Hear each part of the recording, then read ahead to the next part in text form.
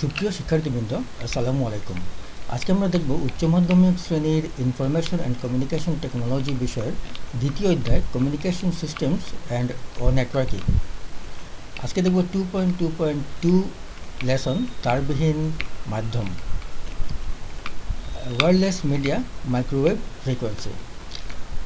Wireless media তারবিহীন মাধ্যমের সংজ্ঞা হচ্ছে তারের মাধ্যম ছাড়া প্রেরক ও গ্রাহকের মাঝে বায়ুতে যখন ইলেকট্রোম্যাগনেটিক রেডিয়েশন বা বিদ্যুৎ চৌম্বকীয় বিকিরণের মাধ্যমে ডেটা বা তথ্যের আদান প্রদান করা হয় তখন তাকে তারবিহীন বা ওয়্যারলেস মিডিয়া বলে।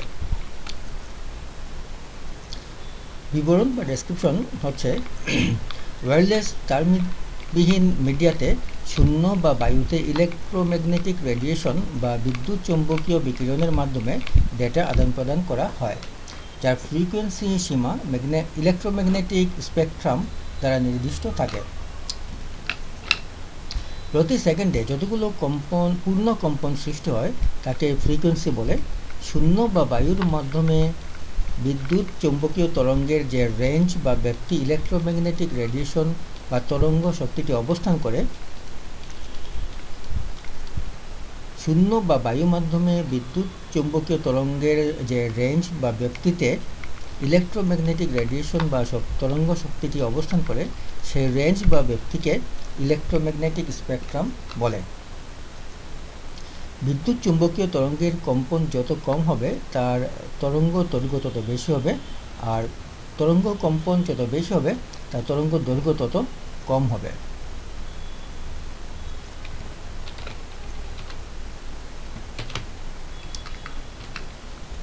এই স্পেকট্রাম এর অত্যন্ত ক্ষুদ্র একটা অংশ আমরা দৃশ্যমান আলো হিসেবে দেখতে পাই। তারযুক্ত মাধ্যমে ডাটা একটা নির্দিষ্ট দিকে প্রবাহিত হয়, কিন্তু তারবিহীন মাধ্যমে ডাটা একটা নির্দিষ্ট দিকে প্রবাহিত না হয়ে চারদিকে ছড়িয়ে প্রবাহিত হয়। এজন্য ওয়্যারলেস মাধ্যমকে আনগাইডেড মিডিয়া নামেও অভিহিত করা হয়। ইলেকট্রোম্যাগনেটিক স্পেকট্রাম এর ফ্রিকোয়েন্সির উপর ভিত্তি করে ওয়্যারলেস মাধ্যমকে তিন ভাগে ভাগ করা হয়, যথা রেডিও ওয়েভ, মাইক্রোওয়েভ এবং ইনফ্রারেড। এই ইলেকট্রোম্যাগনেটিক স্পেকট্রাম বা বিদ্যুৎ চৌম্বকীয় তরঙ্গের দুটি ক্ষেত্র ডাটা কমিউনিকেশনে গুরুত্বপূর্ণ ভূমিকা পালন করে। সে দুটি হলো, এক রেডিও ওয়েভ এবং দুই মাইক্রোওয়েভ।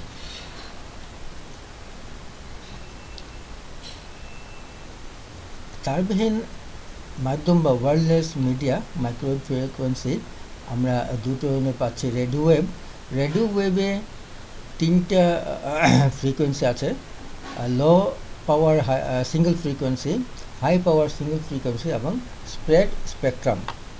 মাইক্রোওয়েভ দুই ধরনের, টেরেস্ট্রিয়াল এবং স্যাটেলাইট। এরপর আমরা পাচ্ছি ইনফ্রারেড ওয়েভ।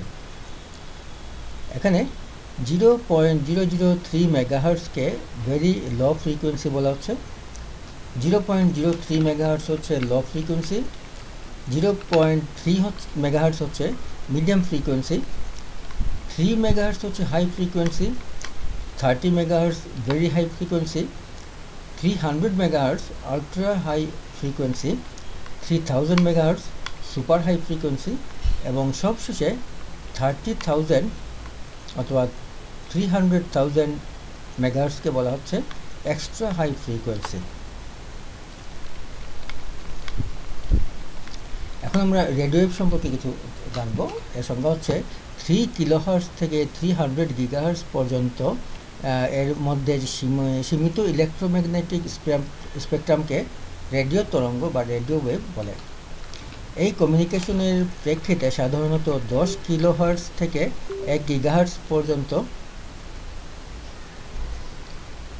10 কিলোহার্টজ থেকে 1 গিগাহার্টজকে তরঙ্গ দৈর্ঘ্য 30 সেন্টিমিটার থেকে 30 সেন্টিমিটার থেকে 30 কিলোমিটার রেডিও ওয়েভ ভিত্তিক কমিউনিকেশন বলে বিবেচনা করা হয়। বিবরণ: এই তরঙ্গ দৈর্ঘ্যের সীমা 1 মিলিমিটার থেকে 100 কিলোমিটার পর্যন্ত বিস্তৃত হয়। কাজের প্রক্রিয়া: আলোর গতিতে চলা এই বেতার তরঙ্গ খালি চোখে দেখা যায় না। তরঙ্গ দৈর্ঘ্য বেশি হলে ইলেকট্রোম্যাগনেটিক সিগন্যাল চারদিকে ছড়িয়ে যায়, তাই ব্রডকাস্টের ক্ষেত্রে রেডিও ওয়েভ বেশি ব্যবহার হয়। রেডিও ওয়েভ পাঠানোর জন্য যে অ্যান্টেনার প্রয়োজন হয় দৈর্ঘ্য তরঙ্গ দৈর্ঘ্যের আনুমানিক 1/4 হতে হয়। সে কারণে কম ফ্রিকোয়েন্সির বেশি তরঙ্গ দৈর্ঘ্যের রেডিও ওয়েভ খুব বাস্তবসম্মত নয়। বিভিন্ন কম্পাঙ্কের বেতার তরঙ্গের বৈশিষ্ট্য বিভিন্ন রকম হয়ে থাকে, যথা বড় তরঙ্গ দৈর্ঘ্যের বেতার তরঙ্গ পৃথিবীর একটা বড় অংশকে ঘিরে নিতে পারে। ছোট বা ক্ষুদ্র তরঙ্গ আয়নমণ্ডল দ্বারা প্রতিফলিত হতে পারে। এবং 3, অতি ক্ষুদ্র দৈর্ঘ্যের বেতার তরঙ্গ খুবই অল্প বাঁক নিতে পারে বলে শুধু দৃষ্টিরেখা বরাবর গমন করতে পারে। প্রকারভেদ দেখি। বেতার তরঙ্গ সাধারণত 2 প্রকার, যথা এক হচ্ছে নিয়ন্ত্রিত বেতার তরঙ্গ, যেটা সরকার কর্তৃক নিয়ন্ত্রিত, আর 2 হচ্ছে অনিয়ন্ত্রিত বেতার তরঙ্গ, যেটা জনগণের জন্য উন্মুক্ত।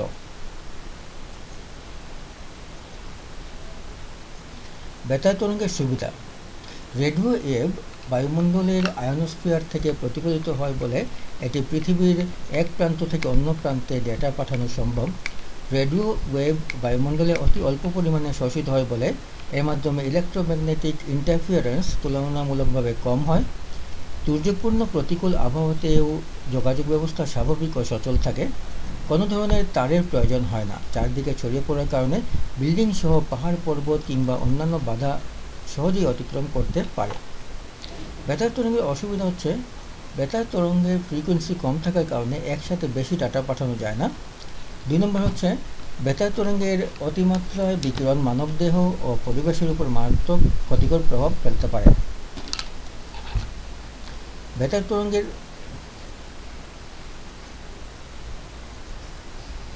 ব্যবহার। বেতার তরঙ্গের ব্যবহার হচ্ছে যোগাযোগের ক্ষেত্রে ঘরে ও বাইরে ব্যাপকভাবে রেডিও ওয়েভ ব্যবহার হয়ে আসছে। 2, কৃত্রিমভাবে তৈরিকৃত বেতার তরঙ্গ, মোবাইল যোগাযোগ, বেতার যোগাযোগ, সম্প্রচার, রাডার ও অন্যান্য দিক নির্দেশনা ব্যবস্থা, কৃত্রিম উপগ্রহের সাথে যোগাযোগ, কম্পিউটার নেটওয়ার্ক সহ অসংখ্য কাজে ব্যবহৃত হয়। এখন আমরা আসি 2 নম্বর যেটা মাইক্রোওয়েভ, সেটা মাইক্রোওয়েভের সংখ্যা হচ্ছে 300 মেগাহার্টজ থেকে 300 গিগাহার্টজ পর্যন্ত ফ্রিকোয়েন্সির ইলেকট্রোম্যাগনেটিক স্পেকট্রামকে মাইক্রোওয়েভ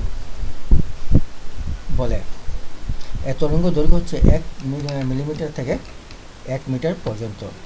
কিন্তু কমিউনিকেশনের পরিপ্রেক্ষিতে সাধারণত 1 গিগাহার্টজ থেকে 100 গিগাহার্টজ তরঙ্গকে মাইক্রোওয়েভ ভিত্তিক কমিউনিকেশন বলে বিবেচনা করা হয়। বিবরণ: এটি হলো একটি হাই ফ্রিকোয়েন্সি রেডিও ওয়েভ। কাজের প্রক্রিয়া: রেডিও ওয়েভ যেমন চারদিকে ছড়িয়ে পড়ে, মাইক্রোওয়েভ কিন্তু চারদিকে ছড়িয়ে না পড়ে সোজাসুজি যায়। তাই এই কমিউনিকেশনের জন্য ট্রান্সমিটার অ্যান্টেনা ও রিসিভার অ্যান্টেনাকে মুখোমুখি থাকতে হয় এবং সংযোগ লাইন অফ সাইট অবলম্বন করতে হয়।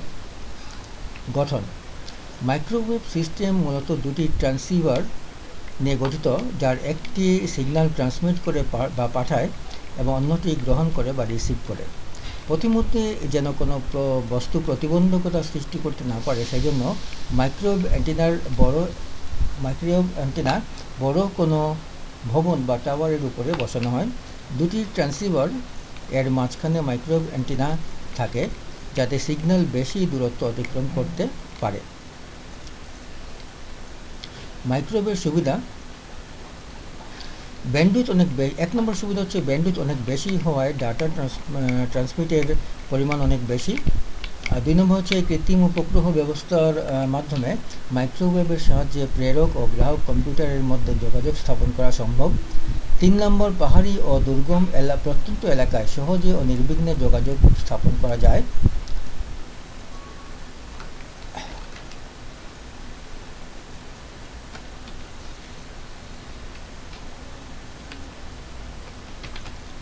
4 নম্বর হচ্ছে কোনো ধরনের কেবল বা তারের প্রয়োজন হয় না। 5 নম্বর, মাইক্রোওয়েভ সংযোগ ব্যবস্থায় ডাটা, ছবি, শব্দ, অডিও, ভিডিও আদান প্রদান করা যায়। মাইক্রোওয়েভ এর অসুবিধা, ডিসঅ্যাডভান্টেজ অফ মাইক্রোওয়েভ। আগে আমরা দেখেছি অ্যাডভান্টেজ অফ মাইক্রোওয়েভ, সুবিধা। মাইক্রোওয়েভের অসুবিধাগুলো হচ্ছে মাইক্রোওয়েভ বাঁকা পথে চলতে পারে না। আর 2 নম্বর হচ্ছে প্রেরক ও প্রাপকের মাঝে কোনো বাধা থাকলে ডাটা স্থানান্তর সম্ভব হয় না। এখন আমরা মাইক্রোওয়েভের ব্যবহার দেখি। মাইক্রোওয়েভের ব্যবহার হচ্ছে মাইক্রোওয়েভ মূল ব্যবহার পরিলক্ষিত হয় সেলুলার যোগাযোগে, ডিশ টিভির সংকেত বহনে এবং আবহাওয়া পর্যবেক্ষণে এটি ব্যবহৃত হয়। ওয়াইম্যাক্স, যেটা world wide inter operability for microwave access, যোগাযোগ ব্যবস্থায় একটি বৈশ্বিক অবস্থান ব্যবস্থায় এর গুরুত্বপূর্ণ ব্যবহার করছে। আমরা এর পুরোটা লিখতে পারি এখানে।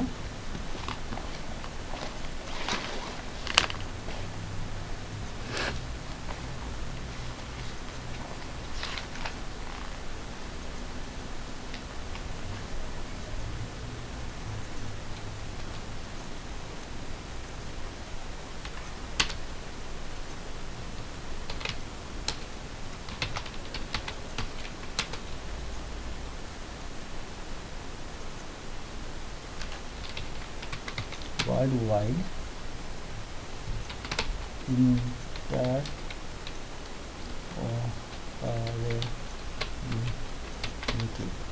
interoperability for microwave access। WiMAX হচ্ছে world wide interoperability for microwave access.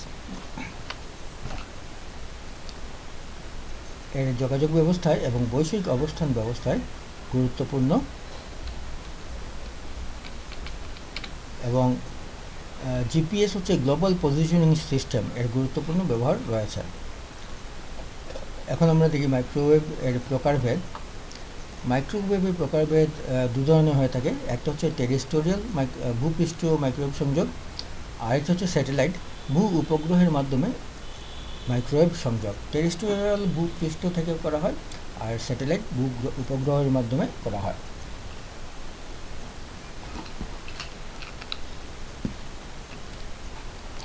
Terrestrial microwave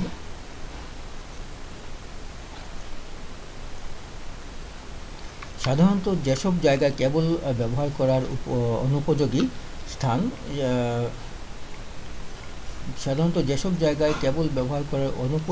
সেসব স্থানে টেরেস্ট্রিয়াল ট্রান্সমিটার বসানো হয়।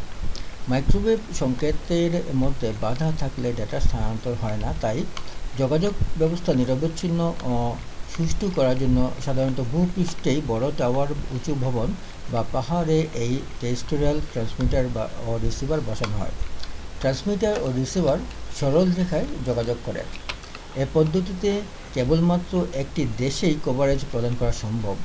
কোনো ধরনের বাধা না থাকলে 1 কিলোমিটার থেকে 50 কিলোমিটার পর্যন্ত ডাটা চলাচল করতে পারে।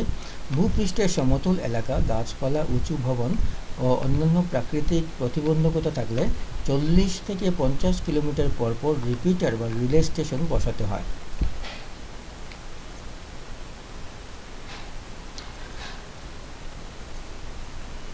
এখন আমরা দেখি 2 নম্বর স্যাটেলাইট। মাইক্রোওয়েভ বায়ুমণ্ডলের আয়নোস্ফিয়ার ভেদ করে যেতে আসতে পারে বলে কৃত্রিম উপগ্রহের আর্টিফিশিয়াল স্যাটেলাইট মাধ্যমে মাইক্রোওয়েভ সিগন্যাল আদান প্রদান করা শুরু হয়। এই স্যাটেলাইট ভূপৃষ্ঠ থেকে প্রায় 36,000 কিলোমিটার ঊর্ধ্বাকাশে স্থাপিত হলে সেটি জিওস্টেশনারি হয়, অর্থাৎ পৃথিবীর অক্ষের ঘূর্ণনের সমান গতিতে এই স্যাটেলাইট পৃথিবীকে পরিক্রমণ করে। পৃথিবী থেকে তখন এই স্যাটেলাইটকে আকাশে নির্দিষ্ট বিন্দুতে স্থির মনে হয়। সেজন্য ভূমিতে স্থাপিত ভিস্যাট, ভেরি স্মল অ্যাপারেচার টার্মিনালকে একটি নির্দিষ্ট দিকে আকাশমুখী করে স্থাপন করা হয়। বিশ্বব্যাপী টিভি চ্যানেলগুলোর সরাসরি সম্প্রচার, প্রতিরক্ষা বিভাগের বিভিন্ন গুরুত্বপূর্ণ তথ্য আদান প্রদান এবং আবহাওয়ার সর্বশেষ অবস্থা পর্যবেক্ষণে স্যাটেলাইট মাইক্রোওয়েভ প্রযুক্তি ব্যবহৃত হয়।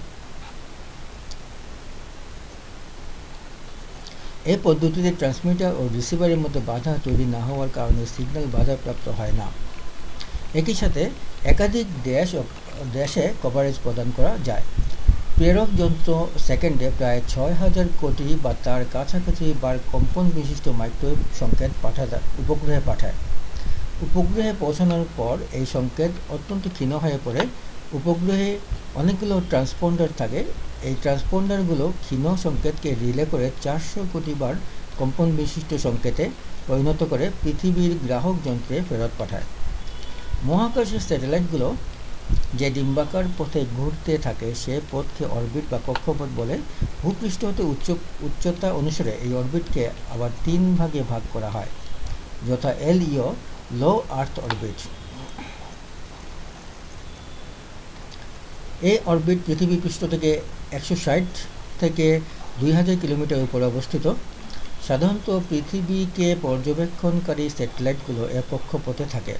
ভূপৃষ্ঠের খুব কাছে থাকায় এ কক্ষপথে থাকা স্যাটেলাইটগুলো পৃথিবীকে খুব ভালোভাবে পর্যবেক্ষণ করতে পারে। আন্তর্জাতিক স্পেস স্টেশন এ কক্ষপথে অবস্থিত। MEO, মিডিয়াম আর্থ অরবিট। এ অরবিট পৃথিবী পৃষ্ঠ থেকে 20,000 কিলোমিটার উপরে অবস্থিত। সাধারণত GPS, জেনারেল পজিশনিং সিস্টেম স্যাটেলাইটগুলো এই কক্ষপথে থাকে। এই কক্ষপথের স্যাটেলাইটগুলোর গতি বেগ মন্থর। এই স্যাটেলাইটগুলো পাঠাতে অনেক শক্তির প্রয়োজন। GEO, জিওস্টেশনারি আর্থ অরবিট। এই অরবিট পৃথিবী পৃষ্ঠ থেকে 34,000 কিলোমিটার উপরে অবস্থিত। এক কক্ষপথে অ্যান্টেনার অবস্থান নির্দিষ্ট থাকে। সাধারণত রেডিও ও টিভি ট্রান্সমিশনের কাজে ব্যবহার করা হয়।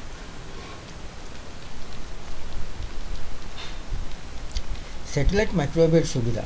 অ্যাডভান্টেজ অফ স্যাটেলাইট মাইক্রোওয়েভ: বিপুল পরিমাণ ডাটা আদান প্রদান করা যায়। বিশ্বব্যাপী voice call, video call, radio, television channel, internet, fax ইত্যাদি সেবা প্রদান করা যায়। প্রতিরক্ষা ব্যবস্থায় গুরুত্বপূর্ণ অবদান রেখে থাকে। প্রাকৃতিক দুর্যোগ বিপর্যয়ে যোগাযোগের একমাত্র মাধ্যম হিসেবে কাজ করে। আবহাওয়ার পূর্বাভাস দেওয়া সম্ভব হয়। কম খরচে বিশ্বব্যাপী যোগাযোগ করা সম্ভব হয়। স্যাটেলাইট মাইক্রোওয়েভের অসুবিধা। ডিসঅ্যাডভান্টেজেস অফ স্যাটেলাইট মাইক্রোওয়েভ: 1 নম্বর হচ্ছে স্যাটেলাইট বাস্তবায়ন ও সেট আপ খরচ অত্যন্ত ব্যয়বহুল। স্যাটেলাইট কমিউনিকেশন ক্ষেত্রে সিগন্যাল ডিলে অথবা সিগন্যাল মূল সময় থেকে দেরিতে পৌঁছে। ভ্রমণরত অবস্থায় ও খারাপ আবহাওয়ায় কিংবা সানস্পট এর কারণে বিভিন্ন সেবা বাধাগ্রস্ত হতে পারে।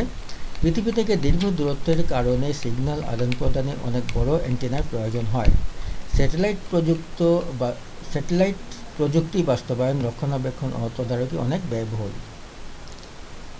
স্যাটেলাইট মাইক্রোওয়েভের ব্যবহার ইন্টারনেট সংযোগের ক্ষেত্রে, GPS, জেনারেল পজিশনিং সিস্টেম এর ক্ষেত্রে অবস্থান নির্ণয়ে, প্রতিরক্ষা বিভাগে তথ্যের আদান প্রদানে, আবহাওয়ার সর্বশেষ অবস্থা পর্যবেক্ষণে, টেলিভিশনের সিগন্যাল পাঠানোর কাজে, বিভিন্ন প্রতিষ্ঠানের অভ্যন্তরীণ যোগাযোগের ক্ষেত্রে,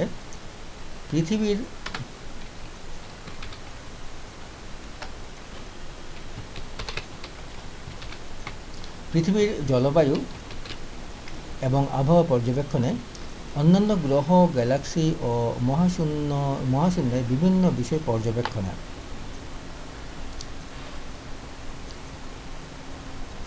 3 নম্বরে যেটা ছিল ইনফ্রারেড। ইনফ্রারেড সংজ্ঞা হচ্ছে 300 গিগাহার্টজ থেকে 430 টেরাহার্টজ পর্যন্ত ফ্রিকোয়েন্সিকে ইনফ্রারেড বলে। বিবরণ বা ডেসক্রিপশন: সাধারণত 0.7 থেকে 300 মাইক্রোমিটার দূরত্বের ডিভাইসের মধ্যে তথ্য আদান প্রদান করা যায়। ইনফ্রারেড ফ্রিকোয়েন্সি সীমা ব্লুটুথ প্রযুক্তির চেয়ে অনেক কম। 1835 সালে মার্সেডিও ম্যালোনি প্রথম ইনফ্রারেড প্রযুক্তি আবিষ্কার করেন। ডিভাইস থেকে ডিভাইসে তথ্য পাঠানোর জনপ্রিয় প্রযুক্তি হলো ইনফ্রারেড। এই প্রযুক্তিতে তরঙ্গ দৈর্ঘ্যের মাধ্যমে তড়িৎচৌম্বকীয় পদ্ধতিতে তথ্য পাঠানো হয়ে থাকে।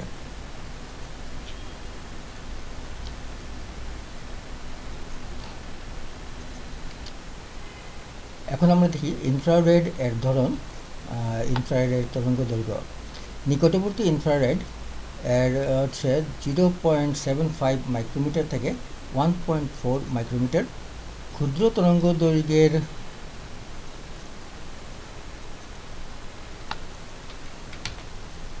ক্ষুদ্র তরঙ্গদৈর্ঘ্যের ইনফ্রারেড 1.4 মাইক্রোমিটার থেকে 3 মাইক্রোমিটার, মধ্যবর্তী তরঙ্গদৈর্ঘ্যের ইনফ্রারেড 3 মাইক্রোমিটার থেকে 8 মাইক্রোমিটার, আর অধিক দূরত্বের তরঙ্গের ইনফ্রারেড 15 মাইক্রোমিটার থেকে 1000 মাইক্রোমিটার। এখন আমরা দেখি ইনফ্রারেডের সুবিধা কী। এটা দামে কম ও স্বল্প বিদ্যুৎ খরচ, ভালো নিরাপত্তায় ডেটা প্রেরণ সম্ভব হয়, স্বল্প দূরত্বে যে কোনো ডিভাইসের সাথে সমন্বিতভাবে কাজ করতে পারে। এর অসুবিধা হচ্ছে ডিসঅ্যাডভান্টেজেস অফ ইনফ্রারেড, ট্রান্সমিটার ও রিসিভারের মধ্যে কোনো বাধা থাকলে কাজ করতে পারে না, কক্ষের দেয়াল ভেদ করে ডাটা আদান প্রদান করতে পারে না, অধিক দূরত্বে ডাটা আদান প্রদান করতে পারে না, সূর্যালোক, কুয়াশা, বৃষ্টি, খারাপ আবহাওয়াতে ডাটা আদান প্রদান করতে পারে না। ইনফ্রারেডের ব্যবহার। ইনফ্রারেডের ব্যবহারগুলো হচ্ছে কিবোর্ড, মাউস, প্রিন্টারে ইনফ্রারেড ব্যবহৃত হয়, রাস্তায় ট্রাফিক সিগন্যালে, ট্রাফিক সংকেতে, গৃহ সামগ্রীতে ও বিভিন্ন ধরনের খেলনায় ইনফ্রারেড এর ব্যবহার দেখা যায়। গাড়ির লক করার ক্ষেত্রে, হেডফোন, মোবাইল ফোন ও অত্যাধুনিক প্রযুক্তির যন্ত্রপাতিতে ইনফ্রারেড ব্যবহৃত হয়। টেলিভিশন, ভিসিআর, সিডি প্লেয়ারে ব্যবহার হয়। খুবই কাছাকাছি ডিভাইসের মধ্যে ডেটা আদান প্রদান করতে ইনফ্রারেড ব্যবহৃত হয়ে থাকে। আজকে এই পর্যন্তই, ধন্যবাদ।